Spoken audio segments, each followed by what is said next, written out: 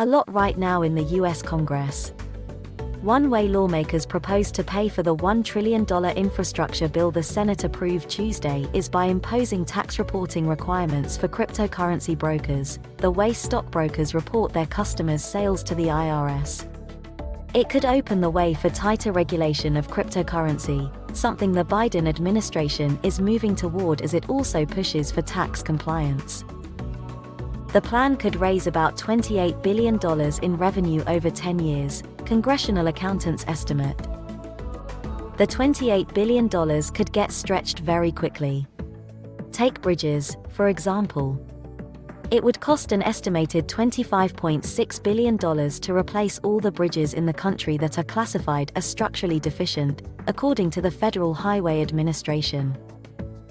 So, currency you can't hold in your hand would effectively pay for roads, bridges, water systems, internet broadband access and shoring up the electrical grid, what President Joe Biden called a generational investment, on par with building the Transcontinental Railroad in the 1800s or the interstate highway system in the 50s. That's testament to the explosive growth of cryptocurrencies in recent years, an enticing potential revenue source, and the mounting push by some government officials to put new reins around a largely unregulated market. After weeks of wrangling, the Senate passed the bipartisan infrastructure package in a 69-30 vote. It now moves to the House. A look at the situation. What's the story with CRYPTOCURRENCY? The market for cryptocurrencies has ballooned to an estimated $1.8 trillion.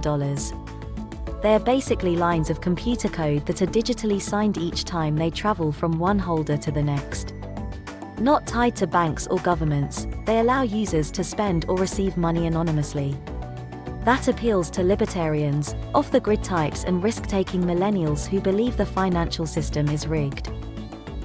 But it's also favored by international criminals, money launderers, drug dealers and ransomware hackers.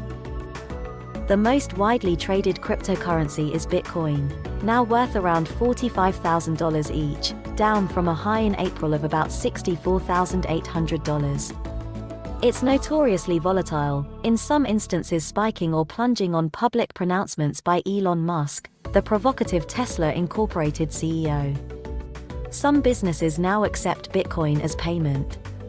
Other well-known cryptocurrencies include Ethereum, Dogecoin, Ripple and Litecoin. All told, there are thousands. Bitcoin and others can be bought and sold on exchanges with US dollars and other national currencies. Where do government officials stand? On both sides of the coin. Some lawmakers see cryptocurrency as a font of technological innovation, especially in the development of blockchain, the digital ledger that records transactions.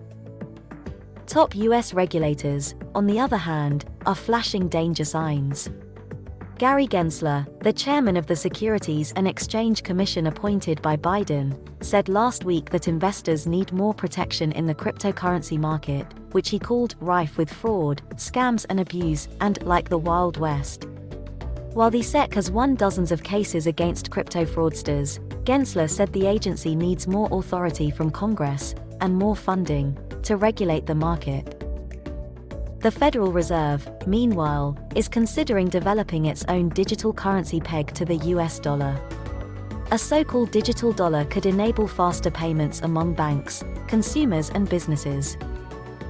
You've got federal agencies not talking on the same page, says Suzanne Lynch, a professor at Utica College who focuses on financial crime. It's so gray right now. What's the connection with the infrastructure bill? The debate over cryptocurrency landed in the middle of the Senate's work on the massive infrastructure package. An earlier plan to pay for the legislation, by bolstering IRS enforcement to crack down on tax cheating by individuals and businesses, went down as Republicans objected to expanding the agency's reach. That would have brought in an estimated $100 billion over 10 years. Going back to the drawing board on revenue raises, the plan was hatched for stricter tax reporting requirements for cryptocurrency brokers. The estimated $28 billion it would generate over a decade is only about a quarter of what the IRS crackdown proposal envisaged. But it's still the biggest revenue raiser of several in the infrastructure bill. It raised objections from some senators and unleashed an opposition lobbying blitz from the cryptocurrency industry as well as internet freedom advocacy groups. The provision defines brokers too broadly, opponents say, potentially stifling innovation by unfairly putting new tax reporting obligations on software developers and crypto miners, users who create coins by lending computing power to verify other users' transactions and receive coins in exchange. Those people don't have access to cryptocurrency users' data the IRS would be collecting, opponents say. Opponents brought forward amendments to the provision and a compromise emerged. But it failed to muster Senate approval, pushing the debate over cryptocurrency, taxes and brokers to the House. What's the situation now with cryptocurrency and taxes?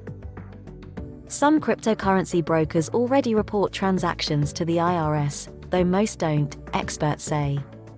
Brokers place buy and sell orders for users on the cryptocurrency exchanges. The exchanges are required to collect personal identifying information from users and report their annual activity to the IRS. The IRS defines cryptocurrency as property similar to stocks or gold. That means you pay capital gains tax when you sell it or cash it in at a profit.